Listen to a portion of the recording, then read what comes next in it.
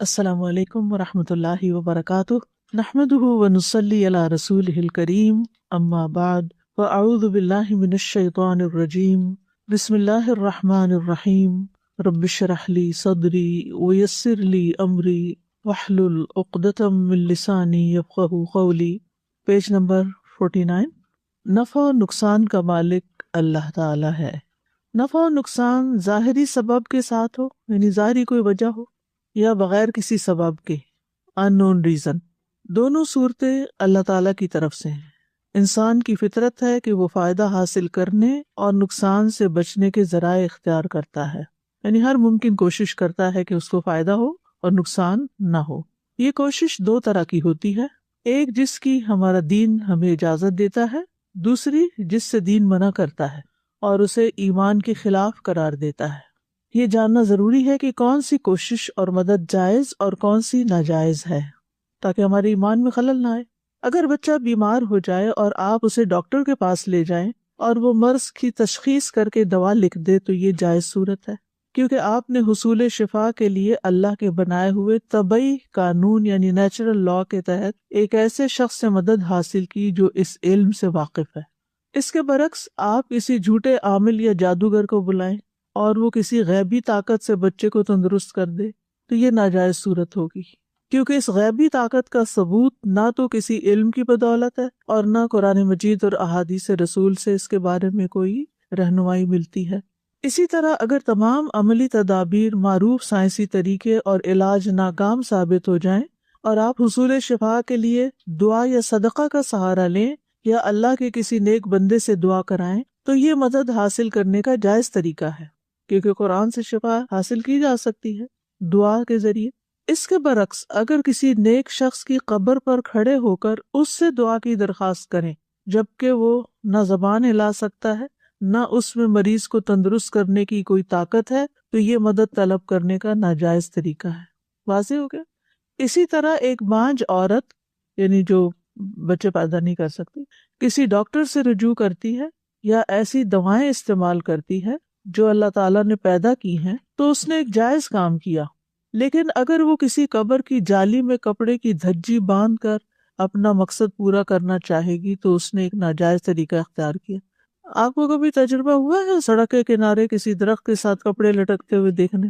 جی، بہت اس طرح کی چیزیں ہوتی، وہ اسی قسم کی مدد حاصل کرتے ہیں، یعنی غیبی مدد حاصل کرتے ہیں، ناجائز ذریعے ناجائز طریقے اختیار کرتے ہیں اپنے مسائل حل کرنے کے لیے۔ چنانچہ طبعی قوانین سے استفادہ کرنا یا ایسے ذرائع اختیار کرنا جن سے عام طور پر فائدہ اٹھایا جاتا ہے، یا ایسے شخص سے رجوع کرنا جو ان قوانین کا علم رکھتا ہو اور یہ تمام طریقے قرآن و سنت کی کسی نص کے خلاف نہ ہوں تو جائز ہیں۔ ٹھیک ہے، یعنی قرآن سے نہیں ٹکراتے، قرآن و سنت کے مطابق ہیں تو ان طریقوں سے مدد لی جا سکتی ہے۔ یہ بات ہم نے کافی وضاحت سے استعانت کے باب میں بھی پڑھی تھی کہ کسی انسان سے مدد کب لی جا سکتی ہے اور کب نہیں لی جا سکتی۔ ارشاد باری تعالیٰ ہے وَإِن يَمْسَسْكَ اللَّهُ بِضُرٍّ فَلَا كَاشِفَ لَهُ إِلَّا هُوَ وَإِن يُرِدْكَ بِخَيْرٍ فَلَا رَادَّ لِفَضْلِهِ يُصِيبُ بِهِ مَن يَشَاءُ مِنْ عِبَادِهِ وَهُوَ الْغَفُورُ الرَّحِيمُ۔ اور اگر اللہ آپ کو کوئی تکلیف پہنچائے تو اسے اس کے سوا کوئی ہٹانے والا نہیں، اور اگر وہ آپ کے ساتھ کسی بھلائی کا ارادہ کرے تو اس کے فضل کو کوئی پھیرنے والا بھی نہیں، وہ اسے اپنے بندوں میں سے جسے چاہتا ہے پہنچا دیتا ہے، اور وہ بہت بخشنے والا نہایت رحم کرنے والا ہے۔ رسول اللہ صلی اللہ علیہ وسلم نے عبداللہ بن عباس رضی اللہ عنہما سے فرمایا اذا سألت فاسأل اللہ واذا استعنت فاستعن باللہ، جب تم مانگو تو اللہ ہی سے مانگو اور جب تم مدد طلب کرو تو اللہ ہی سے طلب کرو۔ اللہ تعالیٰ نے نبی صلی اللہ علیہ وسلم کو بھی نفع و نقصان پہنچانے کا اختیار نہیں دیا۔ قُل لا املک لنفسی نفعا ولا ضرا الا ما شاء اللہ، کہہ دیجئے میں اپنی جان کے لیے کسی نفع و نقصان کا مالک نہیں مگر جو اللہ چاہے۔ غیر اللہ کو نفع یا نقصان کا مالک سمجھنا یہ ظلم یعنی شرک ہے۔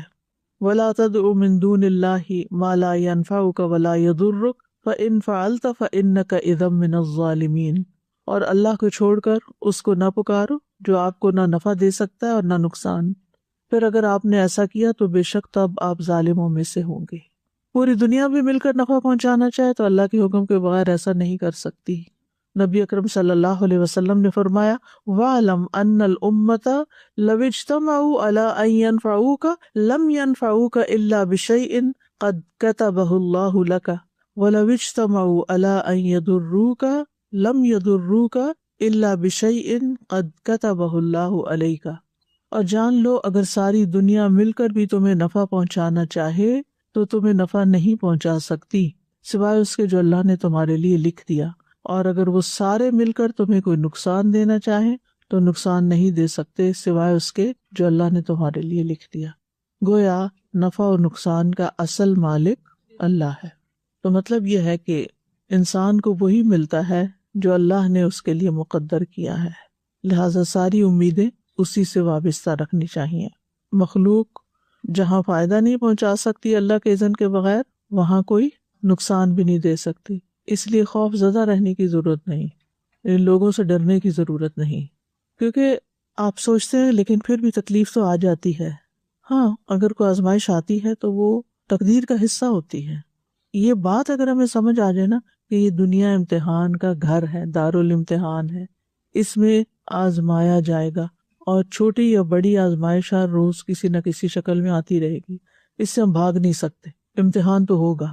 جب انسان پر کوئی امتحان آئے، کوئی تکلیف آئے، کوئی آزمائش آئے، تو یہی سوچ لے کہ اس دنیا میں تو اس کے بغیر گزارا ہی نہیں ہے، یہ تو ہونا ہی تھا، یعنی اسے ایکسیپٹ کرے۔ آزمائش کیا ہے، امتحان کیا ہے، تکلیف اور دکھ کیا ہے؟ مرضی کے خلاف، خواہش کے خلاف کوئی چیز ہونا، یا مقصد کے خلاف یا فائدے کے خلاف کوئی چیز ہو جانا۔ تو اکثریت ہماری کیا کرتی ہے کہ جب کچھ ایسا ہو جاتا ہے تو اس کو ایکسیپٹ نہیں کرتی، وہ کہتی ہے ایسا کیوں ہوا، اللہ نے میرے ساتھ ایسا کیوں کیا، فلاں نے ایسا رویہ کیوں کیا، کاش میں یہ نہ کرتا، کاش فلاں ایسا نہ کرتا۔ تو یہ ساری چیزیں جو ہے نا، یہ شیطان کا دروازہ کھول دیتی ہیں اور انسان کے ایمان میں خلل آ جاتا ہے۔ انسان کو ہمیشہ سوچنا چاہیے کہ اگر ہوا تو اس کے پیچھے کوئی حکمت ہے اور اللہ کے اذن سے ہوا، کیونکہ اگر انسان اللہ کی رضا پہ راضی ہو تو آزمائش کے بدلے اجر ملتا ہے، گناہ بھی جھڑتے ہیں، اللہ تعالیٰ کی خوشنودی بھی حاصل ہوتی ہے، اور اگر آزمائش پر اللہ سے یا بندوں سے شکوے شکایتیں ہوں تو آزمائش سزا بن جاتی ہے۔ جی استاذہ، there is a $1 million question کافی ٹائم سے، like so many people they say, اور اللہ تعالیٰ مجھے معاف کریں، I have thought like that once too, کہ جب آپ نے کہا نا کہ انسان کو وہی ملتا ہے جو مقدر میں ہے، جو اللہ نے لکھ دیا ہے، تو مینی پیپل دین کوشچن کہ اگر سب کچھ پہلے سے لکھ دیا گیا ہے، so why should we even try, why we even bother to do اینی تھنگ؟ جو ہو رہا ہے جیسا لکھا گیا تھا ویسا ہی ہونا ہے، اور اس بات کے اور اوپر یہ بھی اللہ نے لکھ دیا ہے نا کہ محنت کرو، کام کرو، یہ دونوں چیزیں ہی اللہ کی طرف سے ہیں، یعنی جہاں لکھا ہوا ہے وہاں اختیار بھی اللہ ہی نے دیا ہے، اور محنت کرنے کے لیے بھی اللہ ہی نے کہا ہے۔ سو جو آپ کے پاس امتحان آ رہے ہیں اللہ نے لکھے ہوئے ہیں، but your faith will take you out and it will make you stronger, Allah کے توکل آ جائے گا، اور اس آزمائش میں سے بھی خیر نکلے گی، آپ کے گناہ جھڑیں گے، آپ کو اجر ملے گا، آپ کے درجے بلند ہوں گے، آپ میچور ہوں گے، آپ اپنی غلطیوں سے سیکھیں گے، کیونکہ خوش قسمت ہے وہ انسان جو اپنی غلطیوں سے سیکھے۔ اس انسان میں کوئی خیر نہیں کہ جس کو بغیر کسی غلطی کے ٹرے میں رکھ کے کوئی چیز مل جائے، بغیر کسی محنت مشقت کے، کیونکہ ان مال العسر یسرا ہے، تنگی کے ساتھ آسانی ہے۔ آپ ایکسرسائز نہ کریں تو آپ کا حال کیا ہوگا؟ جو کرتے ہیں انہیں پتہ ہے نہ کرنا کیا ہوتا ہے اور اس کے کتنے نقصان ہیں۔ ایکسرسائز میں مشقت ہے، نہ کرنے میں بڑا آرام ہے، لیکن اس آرام کے بعد کیا ہوتا ہے؟ تکلیف ہے، اور اس مشقت کے بعد کیا ہوتا ہے؟ آسانی ہوتی ہے۔ تو یہ ہمیں سمجھ نہیں آتی کہ تکلیفیں آتی کیوں ہیں، یہ ہم ایکسیپٹ نہیں کر پاتے اور اس کو ہم ظلم سمجھتے ہیں، جبکہ اس دنیا کو ڈیزائن اس شکل پر کیا گیا ہے کہ یہاں مشقتوں سے گزرنا ہی گزرنا ہے۔ اب اگر کوئی کہ گرمی آتی ہی کیوں ہے، ٹھنڈی رہنی چاہیے، تو پھر کوئی چیز اگے گی آپ کی؟ اگر سارا ہی سال برف پڑتی رہے، جہاں پڑتی ہے سارا سال، تو وہاں پر کیا ہوتا ہے؟ کچھ بھی نہیں اگتا، لائف ہی نہیں ہے۔ یعنی کسی بھی چیز پہ، اللہ تعالیٰ کے کسی بھی نظام پہ اگر آپ آبجیکٹ کرنا شروع کر دیں، کہ اللہ تو کسی پہ ظلم نہیں کرتا، اور تقدیر بیسیکلی وہی چیز ہوگی جو انسان نے عمل کرنے ہیں یا کیے ہیں، تو اللہ کو اپنے علم کی بنا پر اس کا پتہ ہے، تو اللہ نے وہ تقدیر وہ لکھ دیا، بیسیکلی وہ انسان کے ہی فیصلے یا کام ہوتے ہیں۔ جی ہاں، یعنی کہ اللہ کو پہلے سے پتا ہے کہ میں اس انسان کو یہ دوں گا تو اس کا کرے گا کیا۔ جیسے آپ اپنے بچوں کو پیسے دیتے ہیں، عیدی دیتے ہیں، بیٹے کو بھی دی، بیٹی کو بھی دی، تو آپ کو پہلے ہی پتا ہوتا ہے نا کہ اس نے سنبھال کے رکھنی ہے اور اس نے دوسرے دن ہی ختم کر دینی. آپ کو کہاں سے، کیا آپ نے لکھ کر رکھا ہوا تھا کہیں؟ نہیں، آپ کو اپنے تجربے کی بنیاد پہ پتا ہے، پچھلے پاسٹ ایکسپیرینس کی بنیاد پر پتا ہے. لیکن اللہ سبحانہ تعالیٰ ایکسپیرینس کی بنیاد پر نہیں، اپنے علم کامل کی بنیاد پر جانتا ہے کہ یہ کرتا کیا ہے، اچھے وقت میں کیا کرتا ہے. اللہ تعالیٰ نے خود نہیں فرمایا وَنَبْلُوكُمْ بِالْخَيْرِ وَالشَّرِّ فِتْنَةً، ہم تمہیں اچھے برے حالات سے آزمائیں گے. کیا دیکھنے کے لیے، کیوں آزمائیں گے؟ کہ اچھے حالات میں کیا کرتا ہے اور تکلیف دہ حالات میں یہ کرتا کیا ہے. اس کی بنیاد پر پھر آگے فیصلہ ہونا. اور اللہ کو پہلے سے پتا ہے اس نے کیا کرنا ہے. اللہ نے پہلے سے لکھ کے لکھا ہوا کا مطلب یہ نہیں کہ فکس کر دیا گیا ہے کہ اب اس سے وہ ہل نہیں سکتا اور اس کے علاوہ اس کو کچھ کرنے کی کوئی اجازت ہی نہیں ہے، اختیار ہی نہیں ہے، اور اس کے پاس کوئی ہمت طاقت ہی نہیں. یہ نہیں ہے لکھے ہوئے کا مطلب. لکھے ہوئے کا مطلب یہ ہے کہ اللہ نے بندوں کے بارے میں اپنے کامل علم کو صرف اپنے تک نہیں رکھا، کتاب میں بھی لکھ دیا. یعنی وہ پہلے سے لکھ دیا ہوا ہے کہ انہوں نے یہ کرنا ہے. وَلَيَعْلَمَنَّ اللَّهُ الَّذِينَ صَدَقُوا وَلَيَعْلَمَنَّ الْكَاذِبِينَ. اللہ کو ضرور جاننا ہے کہ سچے کون ہیں، جھوٹے کون ہیں. کیا اللہ کو نہیں پتا؟ اللہ کو پتا ہے، لیکن وہ ظاہر کرتا ہے عمل کے ذریعے، اور صرف اپنے پہ نہیں، سب پر، اوروں کو بھی پتا چل جائے. اگر مثال کے طور پر اللہ تعالیٰ کو پتا ہے کہ اس شخص نے کچھ نہیں کرنا اور وہ لکھا ہوا ہے کہ اس نے کچھ نہیں کرنا مثلاً، اور اللہ تعالیٰ اس کو کام کرنے کا موقع ہی نہ دے اور پکڑ کے جہنم میں ڈال دے کہ اس نے تو ایمان لانا ہی نہیں، مجھے تو پہلے سے ہی پتا ہے، تو کیا اللہ تعالیٰ نے ایسا کیا؟ نہیں. اللہ تعالیٰ نے چانس دیا، مہلت دی، اور پھر دیکھ رہا ہے کہ کیا کرتا ہے. اور پھر جب وہ وہی کرتا ہے جو اللہ کو پہلے سے ہی پتا تھا، تو پھر کسی کو آبجیکشن کی بھی گنجائش نہیں رہتی کہ اللہ نے ایسا کیوں کیا. اور اللہ نے اس کو مجبور کیا تھا کہ تم ایسا ہی کرو؟ میں مجبور نہیں کیا، اختیار اور ارادہ اللہ نے دے رکھا ہے جو ہم استعمال کرتے ہیں. سر جی، اسی طرح کی ایک مثال میرے پاس بھی ہے. ایک بہت چھوٹا سا بچہ میرا اسٹوڈنٹ ہے، تو اس فیملی میں آلریڈی ایک اس کا چھوٹا بھائی جو ہے وہ آلریڈی آٹسٹک تھا. وہ بچہ نا کچھ عرصہ پہلے اس بچے کو بھی ٹائپ 1 ڈائبٹیز ڈائگنوز ہوئی، اور مطلب میکسیمم شاید 7 سال کا بچہ ہوگا یہ. اس کو اب مشین لگی ہوتی ہے کہ وہ مشین بیپ کرتی ہے کہ اگر اس کا شوگر لیول لو جا رہا ہے تو پھر اس کو فوراً میڈیسن لینی ہوتی ہے. لیکن الحمدللہ اس بچے نے اور اس کی فیملی نے اس کو اتنے اسٹرانگلی ایکسیپٹ کیا ہے کہ وہ بچہ مجھے خود بتاتا ہے کہ oh it's beeping right now, so teacher gave me just few seconds, I have to take my medicine so that I won't faint. اور اس کو ساری چیزیں پتہ بھی ہیں کہ اس کے ساتھ کیا ہو سکتا ہے، اور وہ مطلب بہت زیادہ اسٹرانگ ہو گیا وہ بچہ.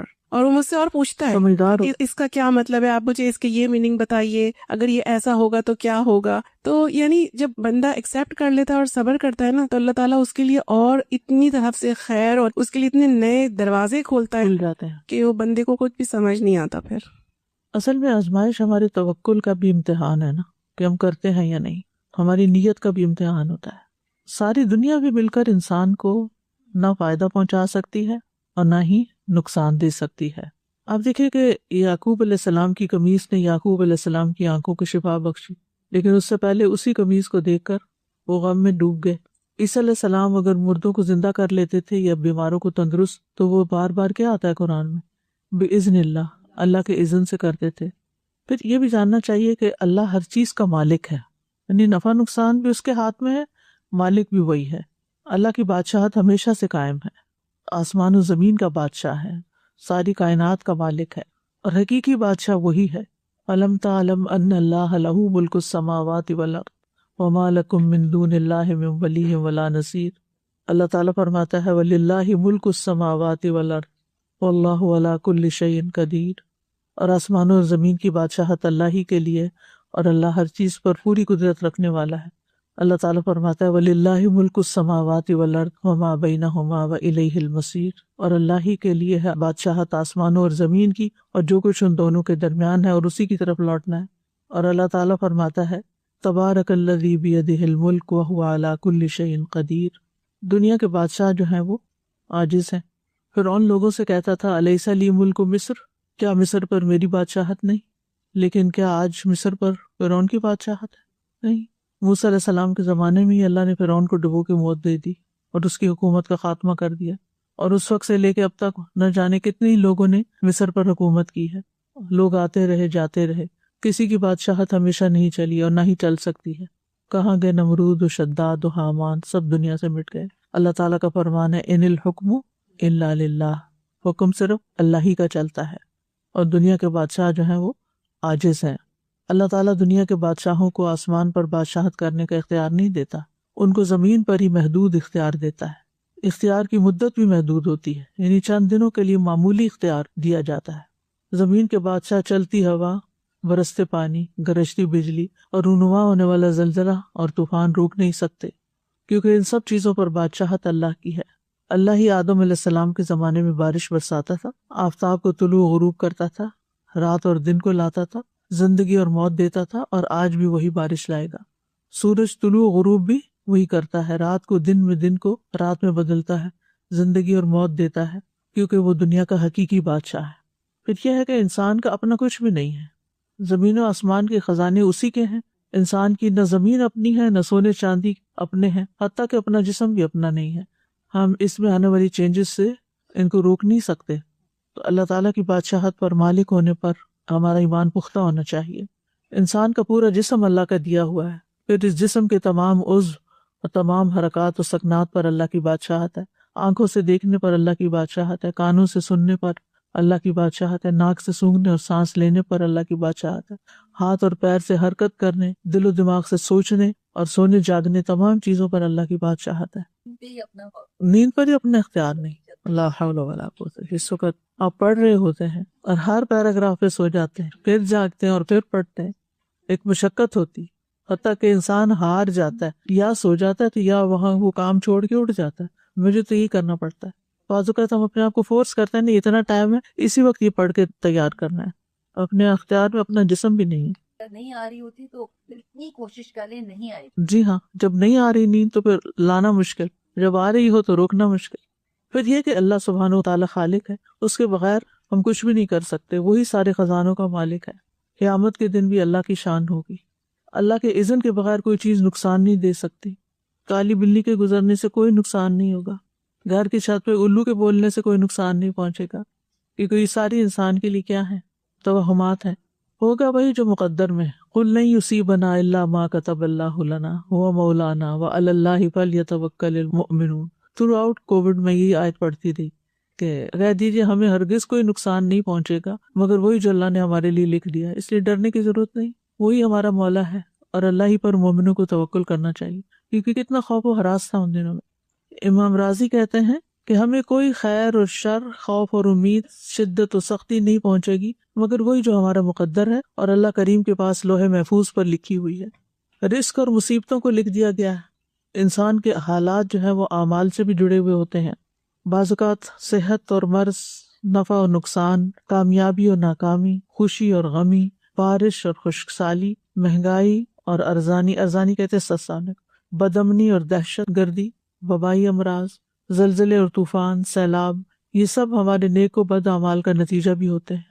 نافرمانیوں کی وجہ سے اللہ سبحانہ وتعالیٰ نے پچھلی قوموں کو برباد بھی کیا، ہمارے سامنے مثالیں موجود ہیں۔ قرآن مجید میں بھی اللہ تعالیٰ فرماتے ہیں کہ مصائب تمہاری اپنے گناہوں کے سبب آتے ہیں۔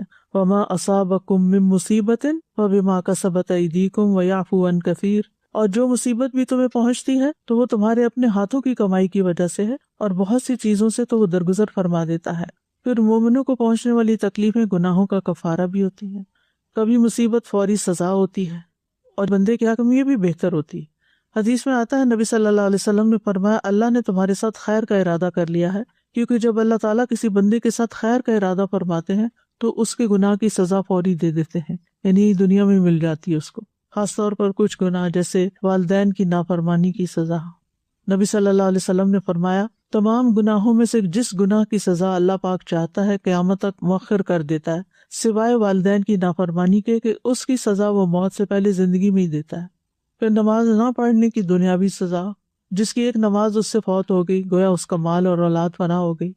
پھر جھوٹی قسم کھانے کی سزا گھروں کے ویران ہونے کا سبب ہے۔ سود کی نحوست، نبی صلی اللہ علیہ وسلم نے فرمایا، سود جتنا مرضی بڑھتا جائے اس کا انجام ہمیشہ قلت کی طرف ہوتا ہے، برکت نہیں ہوتی۔ سود کے ذریعے مال میں تیزی سے اضافہ ہوتا ہے، لیکن لینے والے پر جو تباہی اور بربادی کے دروازے کھلتے ہیں، ان کی وجہ سے مال کم کیا اکثر ختم ہی ہو جاتا ہے۔ اس کے برعکس نیکی جو ہے وہ پرسکون زندگی کا سبب ہے۔ نافرمان کی زندگی تنگ ہوگی۔ وَمَنْ أَعْرَضَ عَنْ ذِكْرِي فَإِنَّ لَهُ مَعِيشَةً ضَنْكَ وَنَحْشُرُهُ يَوْمَ الْقِيَامَةِ أَعْمَى، جس نے میرے ذکر سے اعراض کیا تو اس کے لیے تنگ گزران ہوگی، اور قیامت کے دن ہم اسے اندھا اٹھائیں گے۔ دنیا میں فساد لوگوں کے اپنے ہاتھوں کی کمائی کی بدولت ہے، جس سورۃ روم میں آتا ہے نا، ظہر الفساد فی البر والبحر بما کسبت ایدی الناس۔ اسی طرح نیک اعمال کی برکت بھی ہوتی ہے۔ وَلَوْ أَنَّ أَهْلَ الْقُرَىٰ آمَنُوا وَاتَّقَوْا لَفَتَحْنَا عَلَيْهِمْ بَرَكَاتٍ مِّنَ السَّمَاءِ وَالْأَرْضِ وَلَٰكِن كَذَّبُوا فَأَخَذْنَاهُمْ بِمَا كَانُوا يَكْسِبُونَ۔ اور اگر باقی بستیوں والے ایمان لے آتے اور تقوی اختیار کرتے تو ہم ضرور ان پر آسمان اور زمین سے برکتوں کے دروازے کھول دیتے، لیکن انہوں نے جھٹلایا تو ہم نے انہیں اس کمائی کے عوض پکڑ لیا جو وہ کیا کرتے تھے، یعنی ان کے برے اعمال کی وجہ سے۔ تو گویا ایمان اور تقوی برکت اور خوشحالی کا ذریعہ، اور برے اعمال عذاب اور پکڑ اور پریشانی کا سبب ہے۔ پھر استغفار کی برکت سے بہت سی نعمتیں ملتی ہیں۔ تقوی جو ہے نجات کا ذریعہ ہے، رزق کی کشادگی کا سبب ہے۔ وَمَن يَتَّقِ اللَّهَ يَجْعَل لَّهُ مَخْرَجًا وَيَرْزُقْهُ مِنْ حَيْثُ لَا يَحْتَسِبُ۔ جو اللہ سے ڈرے گا وہ اس کے لیے نکلنے کا راستہ بنا دے گا اور اسے وہاں سے رزق دے گا جہاں سے وہ گمان بھی نہیں کر سکتا۔ نعمتوں کی ناشکری کا وبال وہ ہم جانتے ہیں، قرآن میں پڑھ چکے ہیں، یعنی نافرمانی جو ہے وہ سبب پریشانی ہے، اور فرما برداری سبب سکون ہوتا ہے۔ برے اعمال کے برے اثرات ہوتے ہیں۔ اب سوال ہی پیدا ہوتا ہے کہ یہ جو ہم پڑھ رہے ہیں کہ نیکیوں کا فائدہ ہوتا ہے اور برکت ہوتی ہے اور مشکلات سے نجات ہوتی ہے، پھر ایسا کیوں ہوتا ہے کہ بعض اوقات نیک لوگوں پہ مشکل آ جاتی ہے؟ یعنی وہ لوگ گناہوں سے بچ رہے ہوتے ہیں، فرما برداری بھی کر رہے ہوتے ہیں، لیکن پھر بھی ان کے اوپر تکلیف آ جاتی ہے، اور یہ بطور آزمائش ہوتی ہے۔ لیکن اس کا نتیجہ کیا ہوتا ہے؟ نعمت کا حصول، تکلیف دور ہو جاتی ہے۔ یعنی ہوتا یہ ہے کہ جب انسان اس تکلیف پر صبر کرتا ہے اور اللہ سے راضی رہتا ہے تو اللہ کی رضا بھی مل جاتی ہے، اس صبر پر اجر بھی مل جاتا ہے، اللہ سبحانہ وتعالیٰ کی معیت، قرب ملتا ہے۔ ان اللہ مع الصابرین، کتنی بڑی بات ہے۔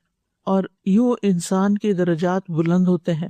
وَمَن يُؤْمِن بِاللَّهِ يَهْدِ قَلْبَهُ، جو اللہ پر بھروسہ کرتا ہے اللہ تعالیٰ اس کے دل کو رہنمائی دے دیتا ہے، اس کو تکلیف کی حالت میں بھی پرسکون رکھتا ہے۔ کبھی آپ کو شہد کے چھتے سے شہد نکالنے کا اتفاق ہوا؟ کبھی کسی کو نکالتے ہوئے دیکھا ہے؟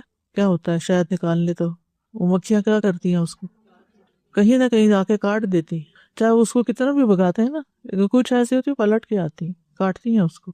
حالانکہ اللہ نے ان کو بنایا اس لیے تھا، یہ سارا ان سے کام کروایا اس لیے تھا کہ انسان کے لیے تو انہیں شاید تیار کرنے، لیکن بہرحال ان کی اتنی محنت ہوتی ہے ان بیچاریوں کو، تو کوئی پیمنٹ بھی نہیں ہوتی، فری میں ادھر ادھر سے پھلوں کا جوس پی کے اور وہ شہد بنا کے رکھ دیتی ہیں، اور پھر ہم ان کو بھگا دیتے ہیں۔ اور بعض لوگ اتنے ظالم ہوتے ہیں، وہ دھوئیں دیتے ہیں اور ان کو مار بھی دیتے ہیں اور آگ لگا دیتے ہیں اور کیسی کیسی تکلیفیں دیتے ہیں، لیکن اس کے بغیر شہد ملتا نہیں ہے نا۔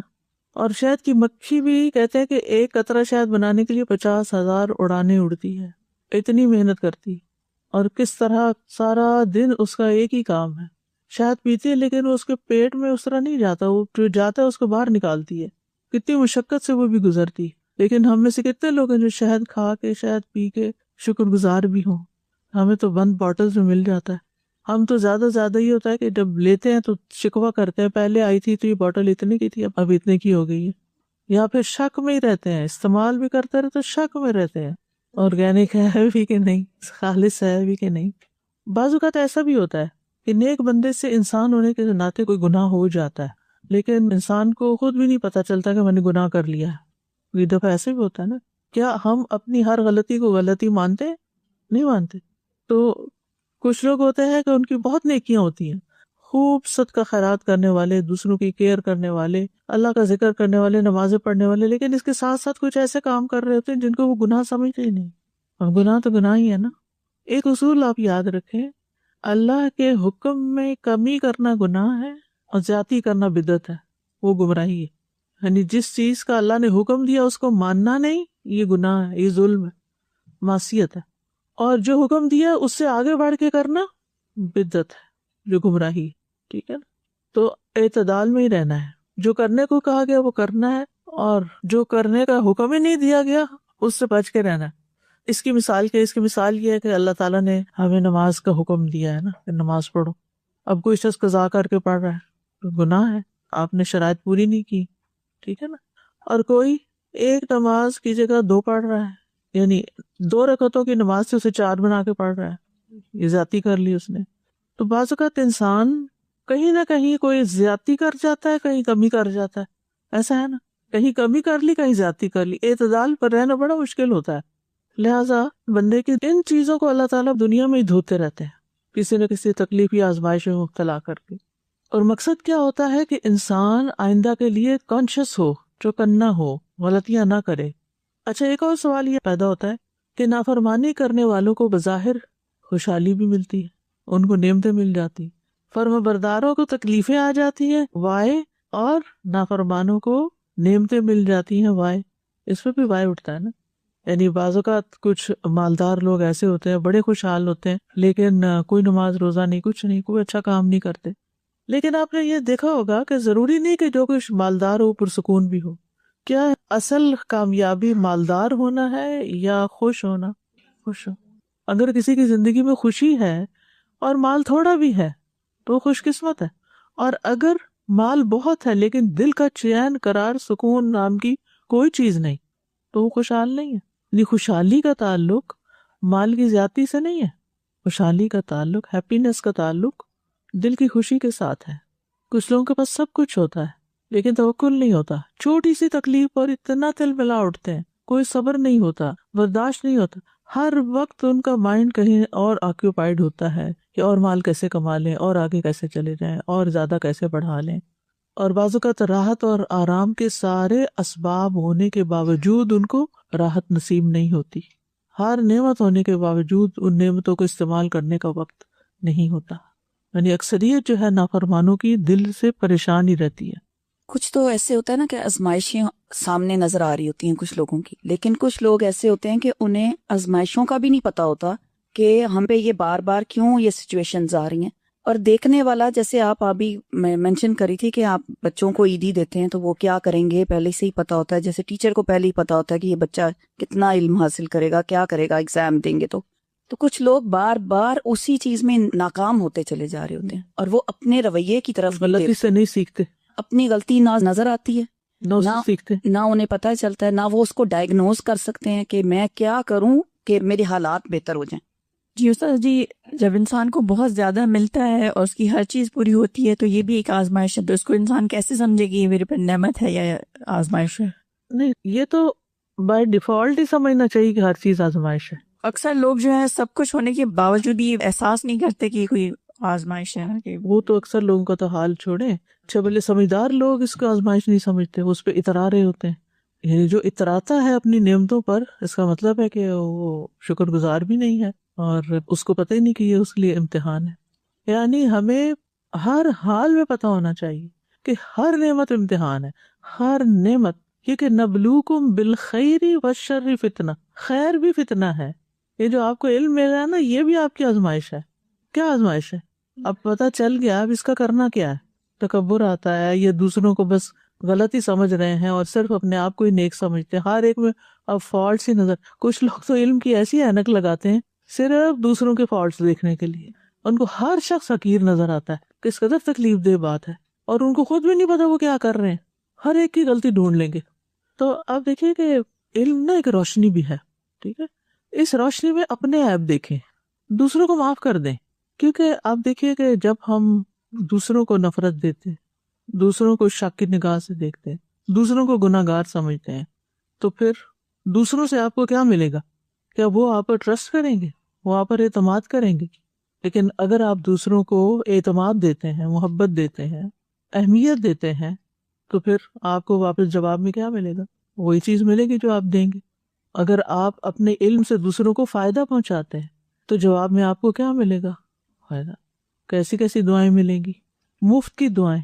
جب آپ کسی کا مسئلہ حل کر دیتے ہیں تو خود بخود اس کے دل سے، کیونکہ یہ اللہ نے فطرت انسان کی ایسی رکھی ہے نا، اللہ کو مسخ ہو چکی ہو. جب کوئی اس پر احسان کرتا ہے تو انسان احسان مند ہو جاتا ہے، اور پھر وہ بوجھل محسوس کرتا ہے. اس بوجھ کو ہٹانے کے لیے وہ کچھ نہ کچھ کرتا ہے، اور سب سے بہترین طریقہ کیا ہے؟ دوسرے کے لیے دعا کرنا، اچھے جذبات رکھنا. تو اس سے انسان کے اندر پھر ایک خیر پھوٹتی ہے.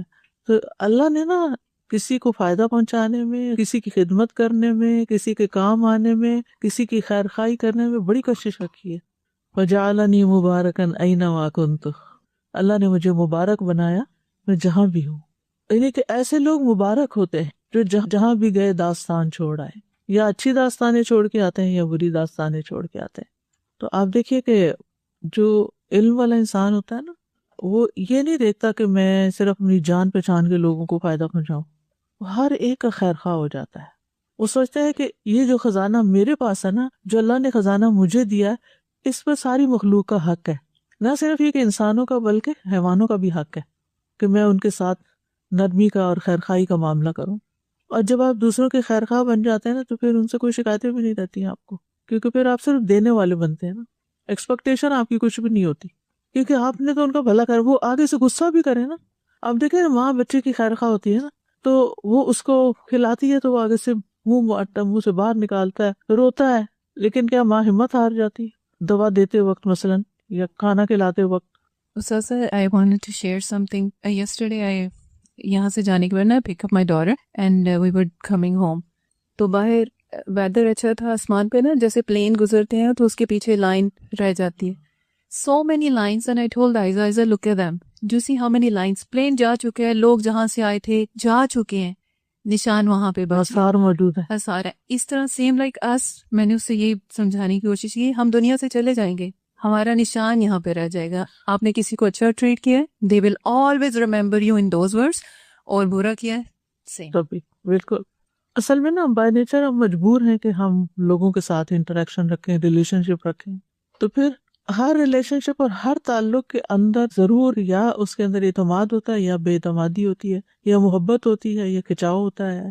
تو ہمیں یہ دیکھنا چاہیے کہ جس کسی سے بھی ہمارا کوئی بھی ریلیشن ہے، چاہے رشتہ داری کا ہے، نسب کا ہے، سسرال کا ہے، یا دوستی کا ہے، یا صرف کام کا ہے، تو وہاں کی فضا کیسی ہے، وہاں ہم ایک دوسرے کے ساتھ کیا معاملہ کر رہے ہیں، دوسرے کا کیا امپریشن ہے، یا میرا امپریشن اس پہ کیا ہے. دیکھیں جب آپ کسی کے ساتھ زیادتی کر رہے ہوتے ہیں نا تو صرف آپ اس کے سامنے برے نہیں بن رہے ہوتے، جو دیکھ رہے ہیں نا دائیں بائیں ان کو بھی نظر آ جاتا ہے کہ اس شخص کا اخلاق کچھ اچھا نہیں ہے، یہ زیادتی کر رہا ہے. کیونکہ ہر انسان کے اندر اللہ نے ایک انصاف کرنے کی بھی صلاحیت رکھی ہوئی ہے. آپ اس کو زیادہ دیر چھپا نہیں سکتے، وہ نظر آ جاتا ہے، وہ ظاہر ہو جاتا ہے. اور یہ نہیں ہو سکتا کہ جن کے ساتھ ہم زندگی گزار رہے ہیں وہ سارے کے سارے ہمارے ہم نوا ہوں اور ہمارے ہم خیال ہوں اور ہماری واہ واہ کرنے والے اور ہمیں چاہنے والے ہوں. ایسا نہیں ہوتا. ہر طرح کے لوگ ہوتے ہیں. کچھ لوگوں کے ساتھ آپ کی بہت اچھی طرح بن جاتی ہے، کچھ کے نہیں بنتی. تب صرف یہ نہیں کہ آپ جن کے ساتھ اچھی بن رہی یا ان کے ساتھ اچھے ہیں، اور جو نہیں بن رہی ان کو آپ ہر وقت ٹیز ہی کرتے رہیں، کہیں نہ کہیں سے دکھ ہی پہنچاتے رہیں. ایک مومن اور خاص طور پر دین کا کام کرنے والے انسان کا یہ کردار ہو ہی نہیں سکتا. تو ایمان کا یہ بھی ایک تقاضا ہے نا کہ انسان یہ سب کچھ اللہ کی خاطر کرے، تبھی معاشرے میں امن ہو سکتا ہے. اب یہ محبت اور خشیت اللہ کے لیے کتابوں میں ہوگا آپ کے. اللہ سے محبت کرنا اور اس سے ڈرتے رہنا، یہی توحید کی بنیاد اور عبادات کی روح ہے. اسی لیے فرمایا والذین آمنوا اشد حبا للہ، اور وہ لوگ جو ایمان لائے وہ اللہ کی محبت میں سب سے زیادہ شدید ہیں. اللہ تعالیٰ کے سامنے انتہائی عاجزی اختیار کر کے اپنے آپ کو انتہائی حد تک اس کے آگے بچھا دینے کا نام عبادت ہے، اور اسی کو خشیت کہتے ہیں. یعنی اللہ کے آگے جھک جانا پورا پورا. کہ جس ہستی کے سامنے عبادت کی جاتی ہے وہ ظالم و جابر نہیں بلکہ انتہائی مہربان اور شفیق ہے. اس کے ہم پر بے شمار احسانات ہیں، اس لیے اس کے ساتھ تعلق میں اظہار عاجزی کے ساتھ ساتھ انتہائی محبت بھی پیدا ہو جاتی ہے. جب بندہ شدت خوف سے کانپ اٹھتا ہے اور اللہ کے تصور سے اس کی آنکھوں سے آنسو نکل آتے ہیں، اس وقت بھی اپنے خالق کے لیے محبت کے بہترین جذبات ہوتے ہیں. اللہ سے محبت کا یہ مطلب نہیں کہ اس کی شان میں قصیدے لکھے جائیں، اور نہ اسے ڈرنے کا یہ مطلب ہے کہ اس سے ایسی دہشت اور گھبراہٹ اور جو نفرت کا سبب ہو. اللہ سے محبت کا معنی یہ ہے کہ نفسانی خواہشات اور شیطانی وسوسوں کے مقابلے میں اللہ تعالیٰ کی فرما برداری اور خوشنودی کو ترجیح دی جائے، اور نبی کریم صلی اللہ علیہ وسلم کے احکام کی اطاعت کی جائے. قل ان کنتم تحبون اللہ فاتبعونی. نبی اکرم صلی اللہ علیہ وسلم کے فرامین ہیں لا یؤمن احدکم حتی یکون اللہ ورسولہ احب الیہ مما سواہما. تم میں سے کوئی اس وقت تک مومن نہیں ہو سکتا جب تک اسے اللہ اور اس کا رسول دونوں ہر چیز سے زیادہ محبوب نہ ہو جائیں. من ارضى اللہ بسخط الناس کفاہ اللہ الناس ومن اسخط اللہ برضا الناس وکلہ اللہ الی الناس. جس نے لوگوں کو ناراض کر کے اللہ کو راضی کیا، اللہ تعالیٰ اسے لوگوں کی طرف سے کافی ہو جائے گا، اور جس نے لوگوں کو راضی کرنے کے لیے اللہ کو ناراض کیا، اللہ اسے لوگوں کے سپرد کر دے گا. اللہ سے محبت کی نشانی یہ ہے کہ اس سے ملاقات کو محبوب رکھا جائے. نبی اکرم صلی اللہ علیہ وسلم نے فرمایا من احب لقاء اللہ احب اللہ لقاءہ. جو شخص اللہ کی ملاقات کو محبوب رکھتا ہے اللہ بھی اس کی ملاقات کو محبوب رکھتا ہے. اسی طرح یہ ماننا کہ اللہ اپنے اولیاء سے محبت اور مودت رکھتا ہے جیسی اس کی شان ہے. قُلْ إِن كُنتُمْ تُحِبُّونَ اللَّهَ فَاتَّبِعُونِي يُحْبِبْكُمُ اللَّهُ. کہہ دیجیے اگر تم اللہ سے محبت کرتے ہو تو میری پیروی کرو، اللہ تم سے محبت کرے گا. ان اللہ یحب الذین یقاتلون فی سبیلہ صفا کأنہم بنیان مرصوص. بے شک اللہ ان لوگوں سے محبت کرتا ہے جو اس کے راستے میں صف بنا کر جنگ کرتے ہیں، گویا کہ وہ ایک سیسا پلائی ہوئی دیوار ہوں یا عمارت ہوں. اللہ کی محبت دنیا کی سب سے قیمتی چیز ہے، سب سے لذیذ چیز ہے. علامہ ابن قیم رحمہ اللہ فرماتے ہیں علل اطلاق دنیا کی سب سے بڑی لذت اللہ سبحانہ وتعالیٰ کی معرفت کی لذت اور اس کی محبت کی لذت ہے. بے شک یہی دنیا کی اور اس کی عالی شان نعمتوں کی اصل لذت ہے. دنیا کی فانی لذتیں اس کی نسبت سے ایسے ہیں جیسے سمندر میں ایک تنکا ہو. بے شک روح، دل اور بدن اسی کے لیے پیدا کیے گئے ہیں. بس دنیا کی سب سے پاکیزہ چیز اللہ کی معرفت اور اس کی محبت ہے، اور آخرت کی سب سے عمدہ چیز اللہ تعالیٰ کا دیدار اور اس کا مشاہدہ ہے. بس اللہ تعالیٰ کی معرفت اور اس کی محبت آنکھوں کی ٹھنڈک اور روحوں کی لذت اور دلوں کی تر و تازگی ہے. دنیا کی نعمتیں اور اس کا سرور وہ منقطع ہونے والی لذتیں ہیں جن کا انجام دکھ اور عذاب ہے، اور ایسی لذتیں حاصل کرنے والا انتہائی تنگ اور سخت زندگی گزارتا ہے. بس پاکیزہ زندگی تو اللہ تعالیٰ کے ساتھ تعلق قائم کرنے میں ہے. یعنی جب آپ کا ریئل کنیکشن اللہ تعالیٰ کے ساتھ ہوگا نا تو پھر آپ لائف کو انجوائے کر سکیں گے. اور جہاں محبت کی بات آئی وہاں رحمت کی بات بھی ہے کہ اللہ تعالیٰ کی بندوں پر بہت زیادہ رحمت ہے. لیکن یہاں ایک بڑی مشہور بات کی وضاحت کرتی چلوں. لوگوں میں یہ بہت مشہور ہے اور میں خود بھی سنی سنائی پہ چلتی رہی کافی عرصہ کہ اللہ تعالیٰ اپنے بندوں سے 70 ماؤں سے بڑھ کے پیار کرتا ہے نا. اوکے، جب ہم اس بات کو قرآن و سنت میں تلاش کرتے ہیں تو کہیں بھی نہیں ہے. ہاں اتنا ضرور ملتا ہے کہ اللہ تعالیٰ اپنے بندوں پر ایک ماں کی رحم دلی سے زیادہ مہربان اور رحم دل ہے. یعنی یہ ملتا ہے کہ ماں سے زیادہ مہربان ہے، لیکن 70 والا لفظ کہیں بھی نہیں ہے. یہ کسی نے خود سے کہا ہوگا اور لوگوں نے اس کو حدیث بنا لیا. اور ماؤں سے کئی گنا زیادہ رحم کرنے والا یہ بھی آتا ہے. عمر بن خطاب سے روایت ہے کہ نبی صلی اللہ علیہ وسلم کے پاس چند قیدی آئے. قیدیوں میں ایک عورت تھی جس کی چھاتی دودھ سے بھری ہوئی تھی، وہ ادھر ادھر دوڑ رہی تھی. اسی دوران قیدیوں میں سے ایک بچہ نظر آیا، اس نے جھٹ اس بچے کو اپنی چھاتی سے لگا لی اور اسے دودھ پلانے لگی. تو نبی صلی اللہ علیہ وسلم نے ہم سے فرمایا کہ تمہارا کیا خیال ہے، یہ عورت اپنے بچے کو آگ میں پھینک دے گی؟ ہم نے کہا نہیں، جب تک اس کو قدرت ہوگی اپنے بچے کو آگ میں نہیں پھینکے گی. تو آپ نے فرمایا کہ اللہ اپنے بندوں پر اس سے بھی زیادہ مہربان ہے جتنا یہ عورت اپنے بچے پر مہربان ہو سکتی ہے. یعنی یہ بات تو ملتی ہے، اس کی دلیل تو ملتی ہے، لیکن 70 والی بات کی کوئی دلیل نہیں. پھر ہے خشیت الہی سے مراد حرام چیزوں اور ناجائز کاموں سے بچنا اور ثواب آخرت کو دنیا کی لذتوں پر ترجیح دینا. یعنی خشیت کا مطلب گھبرانا نہیں، پریشان رہنا نہیں ہے، بلکہ کیا کرنا ہے؟ ناجائز کاموں سے بچنا ہے. نبی صلی اللہ علیہ وسلم نے فرمایا 7 یظلہم اللہ فی ظلہ یوم لا ظل الا ظلہ رجل طلبته امرأة ذات منصب وجمال فقال انی اخاف اللہ. 7 طرح کے آدمی ہوں گے جن کو اللہ اس دن اپنے سائے میں جگہ دے گا جس دن اس کے سائے کے سوا اور کوئی سایہ نہ ہوگا. وہ شخص جسے کسی باعزت اور حسین عورت نے برے ارادے سے بلایا لیکن اس نے کہہ دیا کہ میں اللہ سے ڈرتا ہوں. اس سے کیا پتہ چلا؟ خشیت کا کیا معنی سمجھ میں آیا؟ اللہ سے ڈرتا ہوں. یہ کیوں کہا؟ کہ مجھے گناہ نہیں کرنا. ٹھیک ہے، گناہ سے بچنا دراصل اللہ کے ڈر کی علامت ہے. اسی طرح اللہ کے خوف سے آنسو بہانا بھی باعث اجر. نبی صلی اللہ علیہ وسلم نے فرمایا 7 یظلہم اللہ رجل ذکر اللہ ففاضت عیناہ. 7 طرح کے لوگ ہیں جنہیں اللہ اپنے سائے میں پناہ دے گا. ایک وہ شخص ہے جس نے اللہ کو یاد کیا تو اس کی آنکھیں بہہ پڑی. کیا مطلب؟ اللہ کو یاد کر کے تنہائی میں رونے لگ گیا. جیسے ہم انسانوں کو یاد کرتے ہیں نا، یعنی پتہ نہیں آپ کبھی کسی کی یاد میں روئے ہیں کہ نہیں روئے. میں جب PhD کرنے کے لیے گئی تو اپنی بڑی بیٹی کو چھوڑ گئی تھی. اس وقت 3 سال کی تھی، تو وہ پہلا بچہ تھا. حالانکہ 2 بیٹیاں تھیں اس وقت میری، لیکن دونوں کو چھوڑ کے گئی تھی. تو آپ یقین کریں کہ جب تک تیمیہ، یعنی تیسری ہے یہ، جب تک تیمیہ پیدا نہیں ہوئی کوئی ایک رات بھی ایسی نہیں تھی، not one single night، کہ جس وقت میں نہ روئی ہوں اس کی یاد میں. Every day. لیکن یہ رونا دھونا میرے کام میں رکاوٹ نہیں تھا. سارا دن کام کرتی تھی، پڑھتی تھی، لائبریریز، ریسرچ، یہ وہ جو بھی میری ذمہ داریاں تھیں پوری کرتی تھی. لیکن رات کو جب فارغ ہوتی پہلے روتی پھر سوتی. بہت سخت یاد آتی تھی. تو یہ ایک قدرتی سی بات ہے نا، ماؤں کے دل میں اللہ نے بچوں کی محبت رکھی ہے. تو اب یہ جو رونا ہے یہ ایک رحمت کی علامت بھی ہوتی ہے. ٹھیک ہے. تو اسی طرح کبھی بندہ اللہ کی یاد میں بھی روتا ہے. اللہ تو میرا رب ہے اور خاص طور پر جب کسی غم میں، دکھ میں، تکلیف میں ہوتا ہے اور تنہا ہوتا ہے انسان، تو کہتے ہیں یا اللہ، اور پھر اللہ تو ہے نا، یعنی کوئی بھی اپنا ایکسپریشن جو آپ کا ہوتا ہے، اور پھر آپ کے آنسو بہنا شروع ہو جاتے ہیں، اور کبھی اپنے گناہوں سے ڈر کے رونے لگتے ہیں کہ اللہ میں تو بہت گناہ کی، میرا کیا بنے گا، پھر اللہ کے عذاب سے بھی ڈر لگتا ہے، اس سے بھی روتا ہے انسان۔ تو ایسی آنکھ کو آگ نہیں چھوئے گی جس سے اللہ کی خشیت سے کوئی آنسو بہا۔ نبی صلی اللہ علیہ وسلم نے فرمایا 7 طرح کے لوگ ہیں جنہیں اللہ اپنے سائے میں پناہ دے گا۔ ایک وہ شخص ہے جس نے اللہ کو یاد کیا تو اس کی آنکھیں بہہ پڑی۔ ابو ہریرہ کہتے ہیں کہ رسول اللہ صلی اللہ علیہ وسلم نے فرمایا لا یلج النار رجل بکا من خشیت اللہ حتی یعود اللبن فی الضرع، وہ شخص آگ میں داخل نہ ہوگا جو اللہ کے خوف سے صرف اتنی دیر رویا جب تک کہ دودھ تھن میں واپس چلا جائے۔ ہر کام میں اور ہر حال میں مکمل اطاعت صرف اور صرف اللہ تعالیٰ کے لیے ہے، خواہ ہمیں پسند ہو یا نہ ہو، خواہ اس کی حکمت ہماری سمجھ میں آئے یا نہ آئے۔ یہی اطاعت اللہ تعالیٰ سے محبت کا نتیجہ بھی ہے اور اس کی علامت بھی۔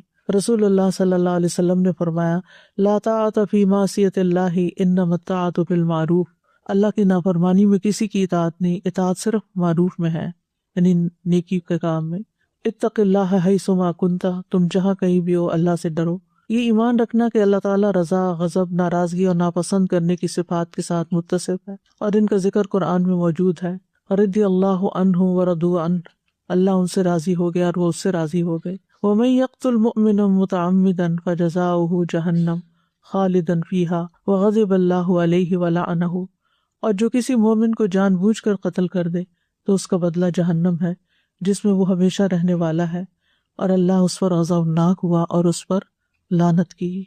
وآخر دعوانا ان الحمد للہ رب العالمین۔